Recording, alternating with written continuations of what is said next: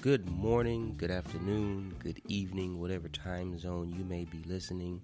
Welcome to the JW Free Podcast. My name is James and I am the host. And yes, I am a former but happy former Jehovah's Witness. So we are JW Free around here. This is episode 2 and I've decided to title it Hidden Toxins. When you finally leave your parents' home and you start your journey into the world, there are some things that are readily identifiable where you can say these things, you can say definitively these things are a result of growing up in the Jehovah's Witness organization.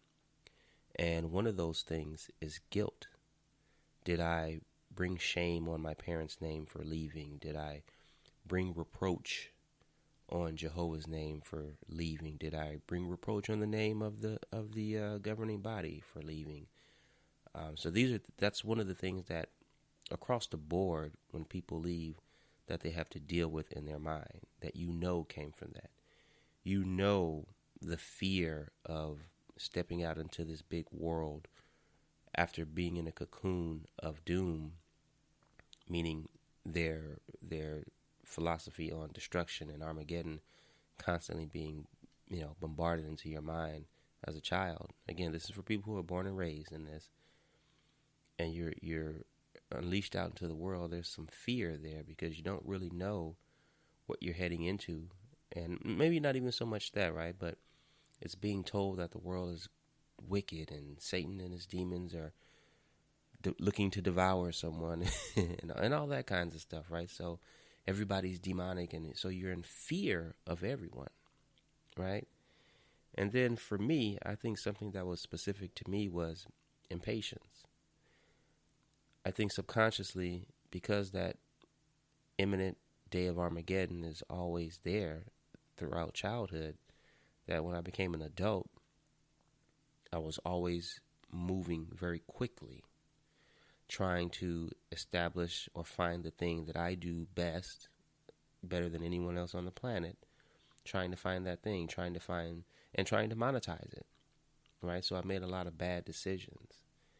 But I also think that across the board, the negative attitude that you come out of there with is an adjustment that you have to make. So my point in bringing all this up is this. These are things that you can readily identify and know this is a direct result of growing up as a Jehovah's Witness. But what about the things that you haven't identified? Yesterday, or the day before yesterday, I was just scouring the internet looking for some information, and I came across this website called Freedom of Mind Resource Center. The URL is just Freedom of Mind, and I'll put that in the description below. You guys don't have to scramble. It'll be there for you guys to give it a good read. And the title of this write-up is How Jehovah's Witness Teachings Can Damage Brain Development in Children.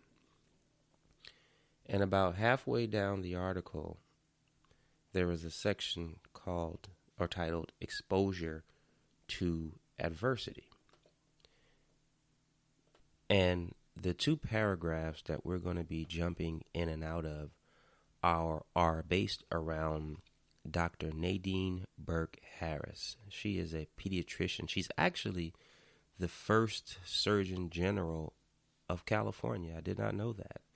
First Surgeon General of California. She's a graduate of UC Berkeley. She got a BA there, UC Davis, Harvard University, Stanford University for pediatrics. So this is coming from someone who has taken the time to dedicate her life to linking adverse childhood experiences with toxic stress levels, which lead to harmful outcomes later in life. And that is what I'm talking about when I say hidden toxins. I never once thought about how processing all of that negativity and emotional neglect could affect you later in life, right? So there's actually two things happening here in this article. First, the effects the Jehovah's Witness curriculum and beliefs have on your brain, how it stunts certain cognitive abilities, and then also how that information trickles down from the brain into the body and can cause, well, I'll read it for you so you can see. So I'm going to jump around in this article, but the point will be well made. Exposure to ACEs. ACEs is an acronym for Adverse Childhood Experiences. Okay, so when they refer to that later in this article, that's what they mean. Adverse Childhood Experiences. Exposure to ACEs not only affects brain development, but it can also affect the hormonal system, immune system, and even DNA. The more ACEs a child is exposed to, the more likely the risk of developing cancer and heart disease. Adults who were raised as Jehovah's Witnesses end up having higher ACE scores than those of a random sampling of the community. How were we able to recognize this as fact rather than personal theory? The ACE score test is a tally of exposure to different kinds of abuse, neglect, and other childhood trauma or dysfunction. At the very least, Jehovah's Witness children will always, and always is capitalized, will always score a 2 on the ACE test. The ACE test is about 10 questions, okay? So that's where that number 2 comes from. It's 10 questions about whether or not you have been a victim of any type of abuse as a child, okay? And the two ACE components that Jehovah's Witness children will always be subjected to, sometimes without parental knowledge, are emotional abuse and emotional neglect. End quote. So not only is this program stunting your cognitive abilities in terms of your self-control, impulse control, memory, and reasoning, and I know that wasn't in the article. This is just stuff I've decided to look into, and I think it may be somewhere later in the article. So not only are your cognitive abilities being stunted, which I think we all would agree with, but your body is on the verge of suffering too. You've just increased your chances of developing cancer and heart disease. This is a hidden toxin to me because this isn't something that I thought about, or even, and maybe I should have with all the information we have now.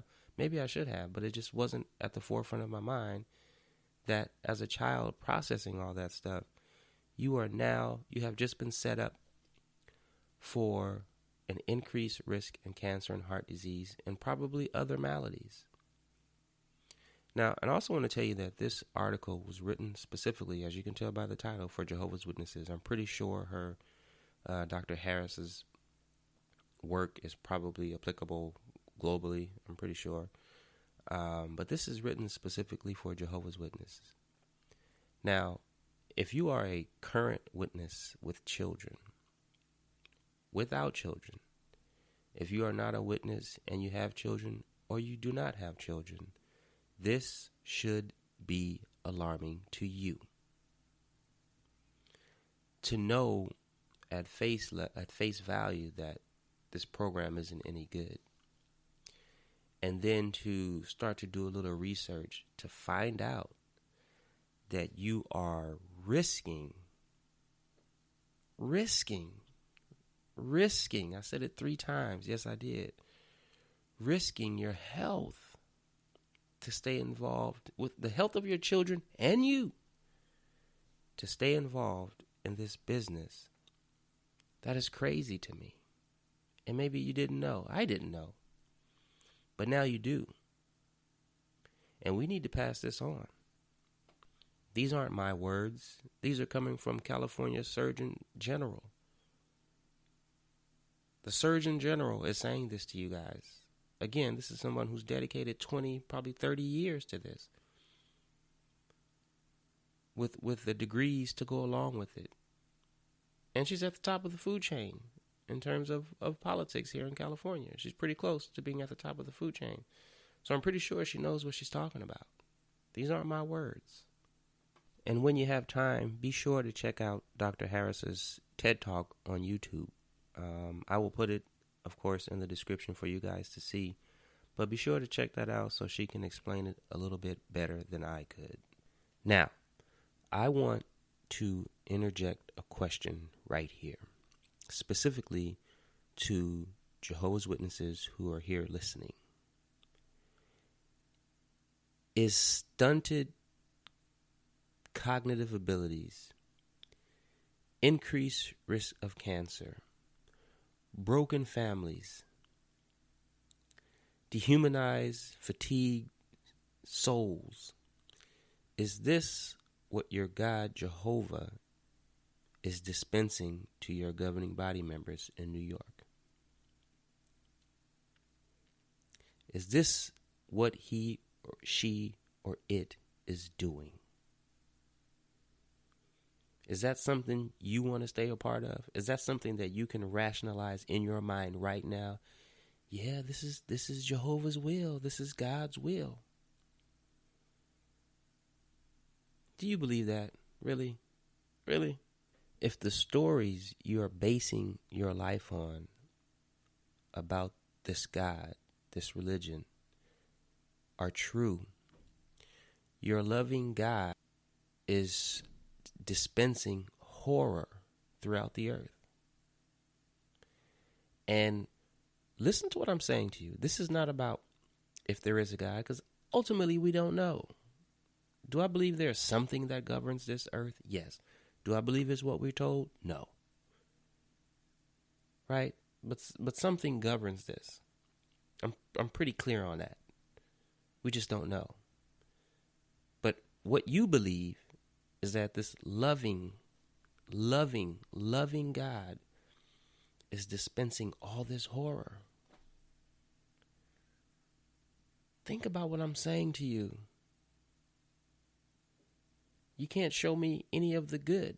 Is there some good from? I'm hoping. I'm hoping. If you can answer yes to the question of whether or not this is something you think is good, hit the stop button right now. Hit the stop button. Now, I don't want everybody to leave, okay? Don't get me wrong. I was just talking specifically to those who are still inside the Jehovah's Witness organization who think answering yes to that question is okay. To me, that means, and I'm not trying to be a jerk here, right? I'm not trying to be a jerk. But that means to me there's still a lack of critical thinking, right?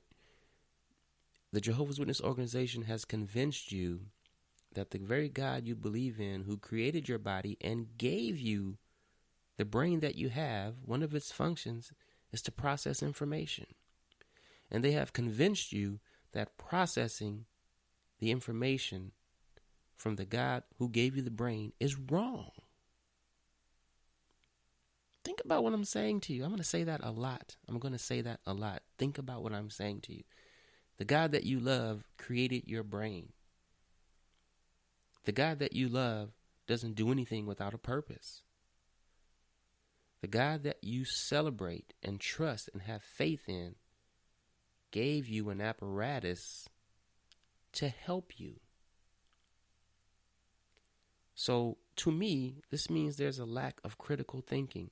And I want to take you back to the article over at Freedom of Mind. There's a part further down in that article, and I suggest you guys read it, titled Lack of Critical Thinking.